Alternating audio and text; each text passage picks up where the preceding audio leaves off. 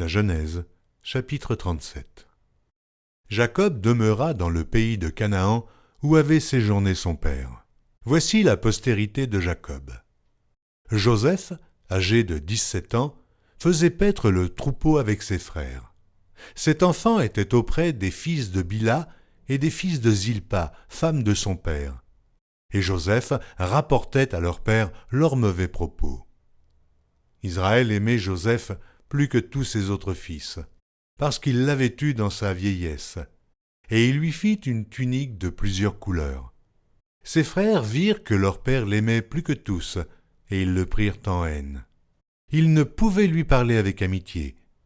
Joseph eut un songe, et il le raconta à ses frères qui le haïrent encore davantage. Il leur dit « Écoutez donc ce songe que j'ai eu. Nous étions à lier des gerbes au milieu des champs, et voici, ma gerbe se leva et se tint debout. Et vos gerbes l'entourèrent et se prosternèrent devant elle.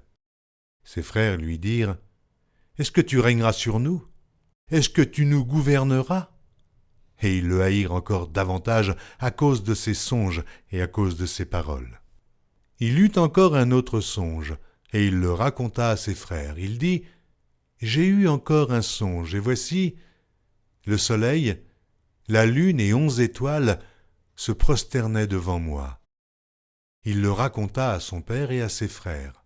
Son père le réprimanda et lui dit « Que signifie ce songe que tu as eu? Faut-il que nous venions, moi, ta mère et tes frères, nous prosterner en terre devant toi ?» Ses frères eurent de l'envie contre lui, mais son père garda le souvenir de ces choses.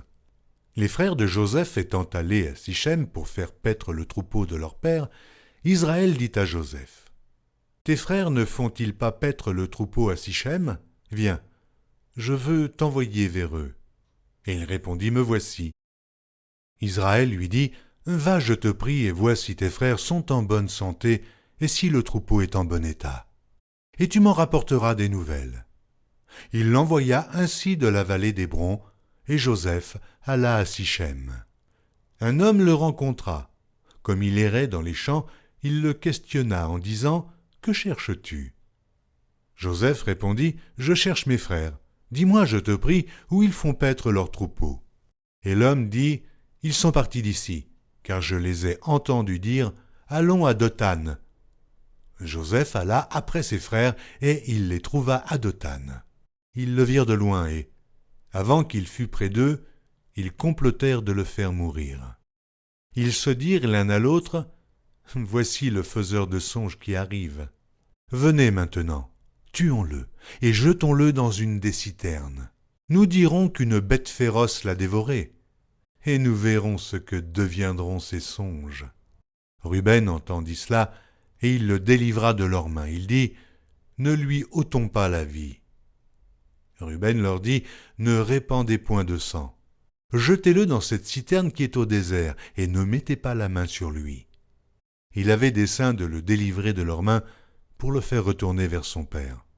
Lorsque Joseph fut arrivé auprès de ses frères, ils le dépouillèrent de sa tunique, de la tunique de plusieurs couleurs qu'il avait sur lui. Ils le prirent et le jetèrent dans la citerne. Cette citerne était vide. Il n'y avait point d'eau. Ils s'assirent ensuite pour manger. Ayant levé les yeux, ils virent une caravane d'Ismaélites venant de Galaad. Leurs chameaux étaient chargés d'aromates, de baume et de myrrhe, qu'ils transportaient en Égypte. Alors Juda dit à ses frères « Que gagnerons-nous à tuer notre frère et à cacher son sang? Venez, vendons-le aux Ismaélites et ne mettons pas la main sur lui, car il est notre frère, notre chair. » Et ses frères l'écoutèrent. Au passage des marchands madianites, ils tirèrent et firent remonter Joseph hors de la citerne. Et ils le vendirent pour 20 sicles d'argent aux Ismaélites, qui l'emmenèrent en Égypte. Ruben revint à la citerne, et voici, Joseph n'était plus dans la citerne. Il déchira ses vêtements, retourna vers ses frères et dit « L'enfant n'y est plus, et moi, où irai-je » Prirent alors la tunique de Joseph, et, ayant tué un bouc, ils plongèrent la tunique dans le sang. Ils envoyèrent à leur père la tunique de plusieurs couleurs, en lui faisant dire « Voici ce que nous avons trouvé. Reconnais si c'est la tunique de ton fils ou non. » Jacob la reconnut et dit, « C'est la tunique de mon fils. » Une bête féroce l'a dévoré. Joseph a été mis en pièces, et il déchira ses vêtements. Il mit un sac sur ses reins, et il porta longtemps le deuil de son fils. Tous ses fils et toutes ses filles vinrent pour le consoler. Mais il ne voulut recevoir aucune consolation. Il disait, « C'est en pleurant que je descendrai vers mon fils au séjour des morts. » Et il pleurait son fils. Les Madianites le vendirent en Égypte à Potiphar, officier de Pharaon, chef des gardes.